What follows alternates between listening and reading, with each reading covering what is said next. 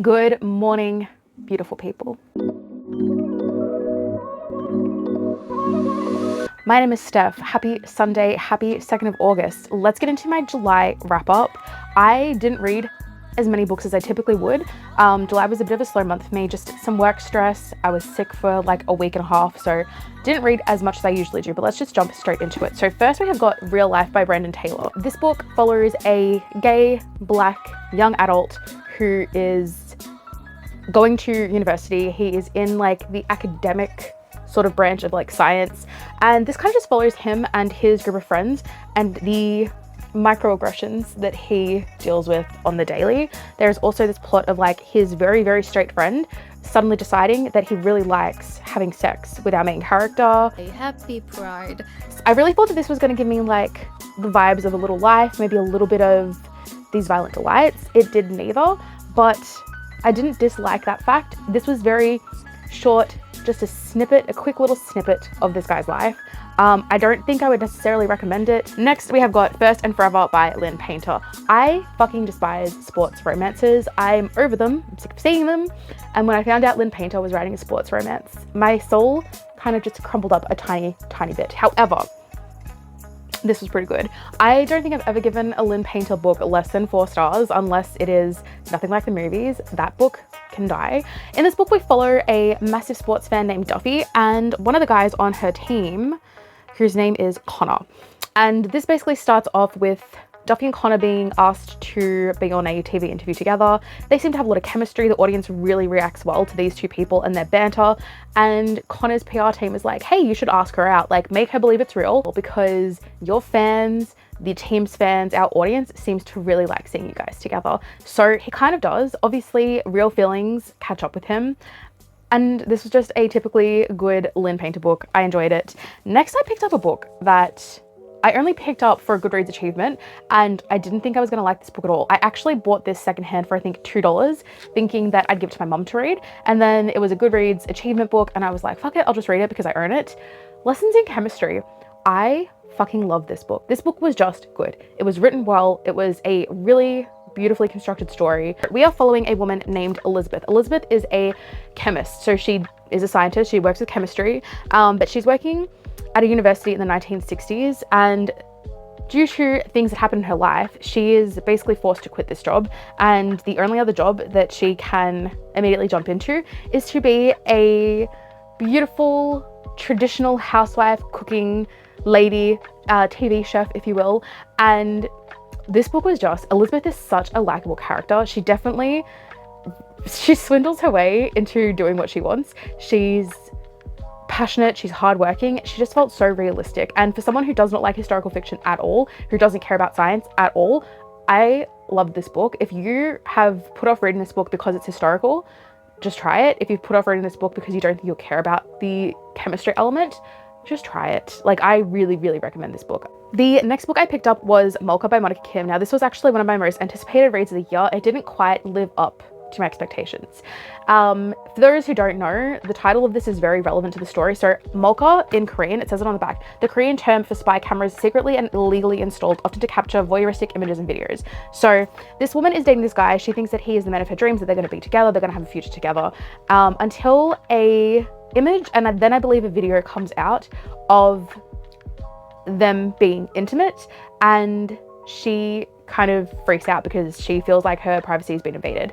At the same time, without her knowing, one of her co-workers is actually doing the exact same thing at work. He is putting security cameras in the women's bathroom so he can spy on these women throughout his workday. Whenever he wants, whenever any of them goes to the bathroom, he has a camera there to watch them. So this poor woman is being exploited and just taken advantage of at every opportunity. And it is definitely a good for her revenge story by the end. I just didn't feel super connected to the main character. Maybe that was the reason for it.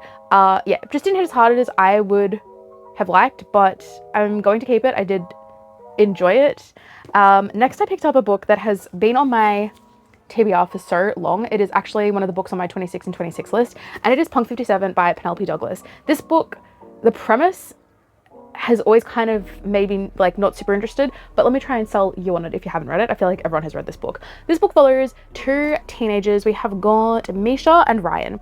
They, when they are younger, are set up as pen pals because they come from two different schools, and the teachers set them up because they think that Misha is a girl and they think that Ryan is a boy, and they're actually the opposite gender, so the teachers get them confused. Anyway, Misha and Ryan are pen pals and they are best friends. They tell each other everything, all their secrets, their deepest, darkest thoughts, and they essentially grow up together, except they've got this agreement to never meet. They don't want to ruin their friendship by meeting in person and making things awkward.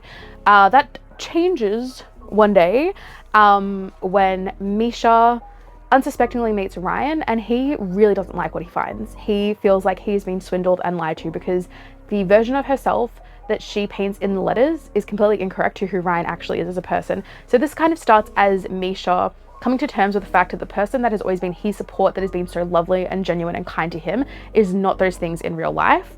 But it is a romance. I really did fall for this book. I don't know why I always put off reading Penelope Douglas books, because they always end up hitting for me. I am a Penelope Douglas fan, so there we go. Highly enjoyed. The next book I picked up, I don't know if I'm going to keep this book. Let's get into it. It is Columbine by Dave Cullen. So this book obviously is about the Columbine shooting / failed bombing, however you want to say it. So this is the 25th memorial edition. So it's really hard for me to talk about this book in a respectful way because I have always been so far removed from it. But this book follows, I guess, all aspects of Columbine, really takes a look at the whole situation, like how it came to be, how everything went down on the day, how the community reacted after the fact, how the victims felt and were treated after the fact, and how this event spurred on a bunch of copycats. And without sounding incredibly harsh, I don't know if Dave Cullen really did justice to the victims and survivors. I feel like a lot of this book was focused on the two perpetrators, their childhoods, their attitudes to life. And I know a lot of people want to know why they did what they did. However, fuck them. Who fucking cares why they did what they did? They fucking did it. They destroyed a lot of people's lives, a lot of people's families. They basically fucked everything up for everyone, including their own families, and they got away scot-free. So Dave Cullen giving so much page time, so many words, and so much thought and research into these two fucking idiots. Like, I don't care what the situation was. You could tell me anything about these two boys and I would be like, okay, cool. I don't actually give a fuck. He gave so much time to these boys, and I feel like maybe it was me just not paying attention, because that is always a factor. I felt like he didn't give half as much time to the specific other victims, the other fatalities. And he did give a couple of survivors their own sort of story arc, if that makes sense. But yeah, I was just kind of bored by the end of this. I was bored of hearing about these two fucking teenage dickheads and, oh, but they were really sad about this. Oh, and their parents weren't always the nicest to them. And this happened and that definitely led them on this path. Great. I don't fucking care. And I don't know, Dave Cullen, maybe that wasn't his intention. I just feel like he was just too fascinated with these fucking psychos instead of everything else, all the other people. That's just my opinion. I think I am gonna unhaul this. Sorry, and I'm never gonna reread it again. And in all honesty, I didn't learn that much more about Columbine than I knew before going into the book. So, yikes. Next, I picked up the last book in the Mountain Men Matchmaker series, which is Bad Boy Era by Amy Dawes. I did not think I was going to enjoy this book because I hate this girl. This girl, Everly, is the niece of the other 3 main characters in the series, and in every single book she's pissed me off, okay? But I actually kind of liked her in her own book, and I really, really liked this romance. So in this book, we are following Everly and her best friend's twin brother, Wolf. His nickname is Wolf, but we're going to call him by his actual name, Conry. So they were at university together in Ireland. They both graduated, and for his soccer career, rugby career, he does need to move to America, and staying with Everly and her family is kind of like the best option for him. So this follows these two working on the animal rescue together, and he really seems to fucking hate her, and she's just so bubbly, and she's like, I don't care that you hate me because I'm still gonna be myself. And she kind of wears him down, and they feelings and just cuteness, and I really like this book. I think it was a really great way to end the series. This one is going to go on my shelves. I will be keeping it, as will the next book. And the next book I have is A Forbidden Alchemy by Stacey McEwen. Now, I picked this up in July because I am going to a Stacey McEwen event in Melbourne in 2 weeks' time now. So I decided if I'm going to go meet her, if I'm going to go listen to her talk about this series, I should probably read the books. This book follows a world where there are two classes of people. There are the artisans, who are like upper class. The artisans use magic to create things. They are very much visual, make things beautiful, and very, very highly regarded by the government. Then you have the craftsmen. The craftsmen are lower class. They make things functional. They are the laborers. They are the miners. They are the builders. They do all the hard work that the artisans really can't be fucked doing. And in this world, kids are taken when they are 12 years old to go to the capital, the government capital. They are given a little vial of potion to drink, and this potion will determine if they are destined to be artisans or craftsmen. However, we are following our main characters, Nina and Patrick, who meet when they are 12 at the Capitol building, and they stumble upon this very, very massive secret that it isn't your biology, it isn't the potion determining whether or not you are a craftsman or an artisan. It's actually the government selecting who is going to be an artisan and who's going to be a craftsman. So the government chooses which people they are going to give an active potion to become artisans, and the rest of the kids, they just give a fake potion and leave them as craftsmen. So Nina and Patrick stumble across this secret, and stumbling across this secret puts them both on two entirely different trajectories. And when they reunite, like a decade and a half later, the world is an entirely different place. That's all I'm really going to say. I will say, in regards to the reading of this book, the first 100 pages I was not a fan of. It was just entirely build up. It was context for the characters, and it was basically just getting them from being 12 years old to being 25 years old. So the first 100 pages were quite slow. Once they reunited, I was slightly more interested, and then things picked up. And guys, I gave this book a 4.5 star. I couldn't justify a 5-star based on how slow the first 100 pages were for me, but the last page, I'm just gonna read a sentence. You don't need to know the context, okay? But this is on the last page of the book. If there was ever a small part of you that loved me, then you will sink this tunnel, bury us all. And that line hurt me. I finished the book like 30 seconds after that, and I just kept thinking back to that line because, don't know if you guys know, this is the first book in a trilogy. So hearing or reading that line and then knowing that there are still 2 more books after that, obviously that sentence, like, implications hurt my soul. I love Nina. I understood almost all of her decisions, except towards the end, I was like, Nina, you're being so fucking stupid. Patrick, I loved him.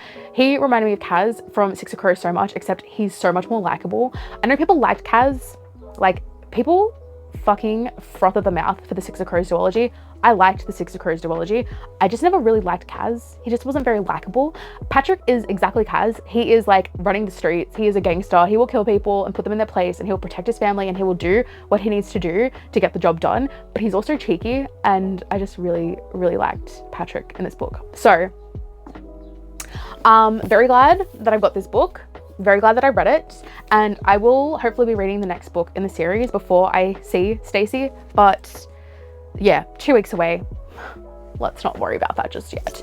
Next, I picked up Brat by Gabriel Smith. This is a recent acquisition from Vinted. This book is a strange little story. It follows our main character, Gabriel, following his father's death. Now, his mother is in a care home because I believe she has dementia or some sort of degenerative disease. So we are following Gabriel in his parents' house, and he has been tasked by his brother to clear out the house and get it ready for sale. However, Gabriel's grief is tangible. This entire book is about grief, and it's not necessarily him grieving his father specifically. It is him grieving all the things he's lost in his life. Like during his father's funeral and the time he's away from his own apartment, his girlfriend just leaves. What a dick move. Leaves him while his father is being buried. Choices. Choices. Choices. Choices. Yeah, he just is having a really rough go of it. He doesn't really communicate with his mum. He's lost his father. He and his brother aren't close. His girlfriend has left him, and now he's in his parents' house trying to get it ready for sale, and he doesn't want to sell it. He decides he doesn't want to sell this house. So he falls apart. The house falls apart around him, and his skin starts peeling off like a fucking lizard. And that's what this book is. Him being like, what the fuck is happening to my body? What the fuck is happening to this house? He is finding like pieces of media, like he's finding his parents' manuscripts, he's finding tapes, and every time he goes back to these things, something about them has changed. He's losing his mind a little bit. It is a strange fever dream of a book. It is very hard to explain, and I don't necessarily recommend it unless you like fever dream books. Luckily I do. I'm that bitch that like I will be confused an entire book and then at the end be like, I like that feeling. So if you like weird books that literally make no sense and don't explain anything by the end, give it a shot. Otherwise, I would steer away from this. It is not a typical horror book that I think most people will enjoy, but it will be on my shelves for now. I will keep it for now. The next book I picked up is Eat the Ones You Love by Sarah Maria Griffin. This book is another strange little horror. I will call this one horror because it does get quite gross towards the end. But I feel like this isn't going to be a lot of people's type of book. It is very, very slow paced and not much happens. In this book, we are following a woman named Shell. And Shell has recently just gone through a massive breakup of who she thought she was going to spend her life with. And she's kind of aimless and she doesn't have a job anymore. So she decides to apply for a position at a florist. And she gets hired straight away by the person running the flower shop, and her name is Neve. Now, while these two women grow closer and are kind of like into each other, we are also following a strange character. We're gonna call this character Baby for all intents and purposes, and Baby is on the cover. Baby is basically Aubrey 2 from Little Shop of Horrors, and it's really fun because you don't realize straight away. So maybe this is a spoiler, light spoiler. The entire book is told from Baby's perspective. Like everything you read is the way that Baby is seeing and feeling all the other characters' emotions. So Baby can kind of infiltrate a person's mind and body, and it's just a weird little, what do we call them? I started calling these books, botanical horrors. This is very much a botanical horror. Things don't necessarily make sense. Nothing is really explained. We don't really know why this particular plant is sentient. It just is. But it does get quite gory towards the end. Baby is hungry. Someone needs to feed Baby. And if no one is going to feed Baby, then he's going to feed himself. Weird book. I'm going to keep it for now, but I can't guarantee it's going to be on my shelves for very long just because it was so strange and it was so slow. I just don't think I'm ever going to reach for this again. But if you want to give it a go, who am I to tell you otherwise, right? The next book I read is Beautyland by Marie-Helene Bertino. Now, this was definitely, or Bertino. This was definitely a month for strange books. Apparently, I decided not to read anything that was fucking straightforward. This book follows an alien who is implanted into a human uterus. I don't really know how that process works. We're never actually given an explanation. I think it's a human fetus, but I think the alien's consciousness is implanted into said fetus. Anyway, we are following the perspective of our little alien named Adina. So Adina is born in a human body on Earth. But when she's quite young, Adina realizes that she's not human and she has been sent to Earth to observe and to send feedback to her supervisors about humanity, how humans work, how their brains work, how technology works, and how advancements on Earth work, and how science works. And that is so funny. There's actually a place in Melbourne called Science Works. I was talking about it yesterday. Anyway, so yeah, we just follow Adina as an alien in a human body, how she observes humans and how she feels being a detached party. Like, she doesn't feel like she's part of humanity. She is just there to watch them. And we follow the course of her life from when she is a baby, literally a newborn, all the way through to her, I want to say 30s or 40s. Like, we follow basically the span of her life. And obviously, if you didn't think that the book was going to go this way, we follow Adina as she becomes more and more human, and she fully understands what it is to be a human because she feels like she's one of us. And yeah, this book was just kind of weird. This was just a weird kind of book. It was a little bit slow, and it was really hard to always fully be on Adina's side because she is so emotionally detached from things for so long. But at the same time, if you have ever felt like an outsider, hi, my name is Steph. I have also felt like an outsider in my life. If you've ever felt like an outsider, like you don't quite fit in with your family or your friends, or that all of your relationships are quite fickle and weak, then you might definitely relate to Adina in this book, because again, she's an alien. She feels entirely disconnected and detached from people for the most part, and that is normal for her. But she does obviously start to feel more and more human and still have this feeling of being an outsider. And I think everyone in some aspect can relate to that. So I liked it for that aspect, but yeah, I don't think I'm going to keep this one. It was a lovely book. It was beautifully written. It just isn't the kind of book that I'm ever going to go back to. So that one can leave my life. It is fine. Baba, you okay? Are you having a dream?